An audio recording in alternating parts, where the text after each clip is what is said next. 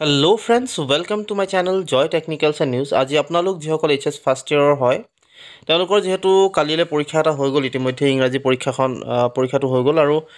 বহুতে এটা কমেন্ট কৰিছে যে ইংৰাজী যদি বেয়া হয় তেওঁলোকৰ পৰীক্ষাবিলাক সাধাৰণতে বেয়া হ'ব নেকি তেনে ধৰণৰ প্ৰশ্নবিলাক সুধিছে গতিকে আপোনালোকক এই কথাটোৰ সম্পৰ্কে আপোনালোকক সবিশেষ জনাম ভিডিঅ'টিত সো আপোনালোকে ভিডিঅ'টি শেষলৈকে চাব আৰু যদি আপোনালোক মোৰ চেনেলটো নতুনকৈ আহিছে তেতিয়াহ'লে প্লিজ সাবস্ক্ৰাইব কৰি কাষত থকা যেটো বেল আইকন হেতু প্ৰেছ কৰি ৰাখিব সকলোকে প্ৰথমতে আপোনালোকক জনাই থওঁ যিসকলে সাধাৰণতে ইংৰাজী সাবজেক্টত যদি বেয়া হৈছে আপোনালোকক তাৰ আগতে কেইটামান কথা কৈ লব বিচাৰিছো প্ৰথম কথাটো হৈছে যে আপোনালোকৰ যেহেতু 6টা সাবজেক্ট লয় 6টা সাবজেক্টৰ দুটা হৈছে আপোনালোকৰ কম্পালসৰি সাবজেক্ট দুটা সাবজেক্ট আপোনালোকৰ কম্পালসৰি আৰু সেই কম্পালসৰি সাবজেক্ট গিটা হৈছে সাধাৰণতে আপোনালোকৰ দুটা সাবজেক্ট যেহেতু মই কম্পালসৰি বুলি আপোনালোকক কৈছোৱে আৰু কম্পালসৰি সাবজেক্ট গিটা হৈছে ইংৰাজী ইংলিশ আৰু দুই নম্বৰ হৈছে আসামিজ এটা হৈছে ইংৰাজী এটা হৈছে আসামিজ এই দুটা সাবজেক্ট আপোনালোকৰ কম্পালসৰি সো আপোনালোকে আৰু বাকি যিকেইটা চাৰিটা থাকি গ'ল আৰু থাকি গ'ল যিকেইটা চাৰিটা সেই চাৰিটাক আমি সাধাৰণতে কম্পালসৰি বুলি কম ঠিক কিন্তু ইংৰাজী আৰু অসমীয়াৰ নিচিনা নহয় সেই চাৰিটাৰ ভিতৰত এটা হৈ যাব আপোনালোকৰ যেটো তাতকৈ কম মাৰ্কস পাব গোটেই পৰীক্ষাটোত যেটো আটাতকৈ কম মাৰ্কস পাব অৰ্থাৎ আপোনালোকৰ যেটো 6টা সাবজেক্টৰ দুটাটো ইতিমধ্যে কম্পালসৰি হৈ গুছি গ'ল চাৰিটা সাবজেক্টত ইয়াত থকা তিনিটাত আপোনালোকে পাস কৰিব লাগে আৰু লাষ্টত যেটো এটা সাব থাকি গ'ল হেতুক আমি কওঁ ফোৰ্থ সাবজেক্ট বা হেতুক আসলতে ফোৰ্থ সাবজেক্ট বুলি কোৱা হয় ফোৰ্থ সাবজেক্ট মানে আপোনালোকে এই পাঁচটা সাবজেক্টত টোটাল পাঁচটা সাবজেক্টত আপোনালোকে যিমান মাৰ্কস পাব ফোৰ্থ সাবজেক্টত সাধাৰণতে আপোনালোকৰ যিকিটাত একেবাৰে কম যদি মাৰ্কস পায় তেতিয়া হলে ইলেক্টিভ গিটা আপোনালোক কম্পালসৰি সাবজেক্ট গিটাক বাদ দি কিনে বাকি চাৰিটাৰ আটাইতকৈ কম যেটোত পাব হেতুকে আপোনালোকে ফোৰ্থ সাবজেক্ট ক'ব এতিয়া সাধাৰণতে 6টা সাবজেক্টৰ আপোনালোকৰ যেটো মাৰ্কস প্লাস কৰে কেৱল মাত্ৰ 5টা সাবজেক্টৰ কাৰণে 6টা সাবজেক্টৰ সাধাৰণতে আপোনালোকৰ পেপাৰ থাকে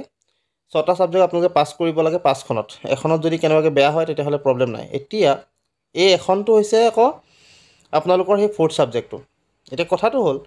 ইংৰাজী ইংলিশ আৰু এটা হৈছে আসামিজ বা অলটি এই দুটা সাবজেক্টত সাধাৰণতে আপোনালোকে 30 মাৰ্কস সাধাৰণতে পাব লাগে এটো পাস কৰিব লাগে যদি এটোত অকমান বেয়া হয় তেতিয়া হলে আসলতে আপোনালোকৰ পৰীক্ষা বেয়া হ'ব মনত ৰাখিব কিন্তু ধৰিলক ইংৰাজীত আপোনালোকে পালে 25 বা আসামিজত আপোনালোকে সাধাৰণতে পাই গ'ল 30 সাধাৰণতে 25 যদি পায় তেতিয়া হলে ইয়াত 5 যোগ কৰি কিনে আপোনালোকক 30 কৰি দিয়ে গতিকে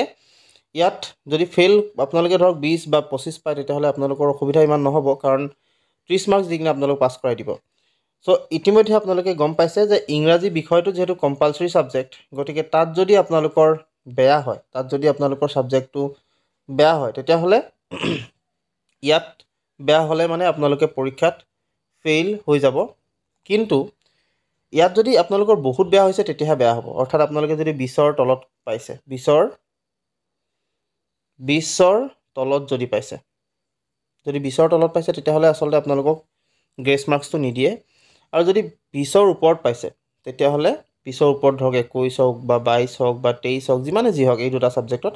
তেতিয়াহলে বাকিখিনি হয়তো আপোনালোকক গ্ৰেস মাৰ্কসৰ থ্ৰুৱেদি দি দিব পাৰে এই দুটা মেথড আপোনালোকক কলো এতিয়া আপোনালোকে যিসকলে ইংৰাজী পৰীক্ষা দিলে যিসকলে ভাবিছে যে মই 20ৰ ওপৰত পাম তেওঁলোকে আসলতে চিন্তা কৰিব নালাগে আৰু যিসকলে 20তকৈ কম পাম বুলি ভাবিছে তেওঁলোকে আসলতে অলপমান ভাবিবলৈ হ'ল বাকি কিটা ভালকে দিয়ক যেহেতু বাকি কিটাও দৰকাৰী পৰীক্ষা আপোনালোকৰ সো বাকি কিটা ভালকে দিয়ক আৰু আপোনালোকৰ যি পৰীক্ষা নিশ্চয় ভাল হ'ব আৰু ভালৰে দি থক আৰু এতিয়াওতো আপোনালোকৰ এটা সাবজেক্ট হৈছে সো হেতুক লৈ এতিয়া মাথা মাৰি থাকিব হয়তো আপোনালোকক তাত গ্ৰেস মাৰ্কস দি হয়তো ক্লিয়াৰ কৰাই দিব পাৰে বা আপোনালোকে তাত ক্লিয়াৰ কৰি যাবও পাৰে সো হেতুখিনি বহুতখিনি কথা পিছত দেখা পাব আপোনালোকে এতিয়া বৰ্তমান যিখিনি পেপাৰ দি আছে এইখিনি ভালদৰে দিয়ক সো এইটোৱে আছিল আপোনালোকক আজি জনাবৰ বাবে এই ভিডিঅ'টিত আশা কৰিছো ভিডিঅ'টো আপোনালোকে ভাল পালে যদি ভাল পালে তেন্তে প্লিজ লাইক শ্বেয়াৰ আৰু সাবস্ক্ৰাইব কৰিব লগতে কাষত থকা যেটো বেল আইকন হেতু প্ৰেছ কৰি আজিলৈ মানে ধন্যবাদ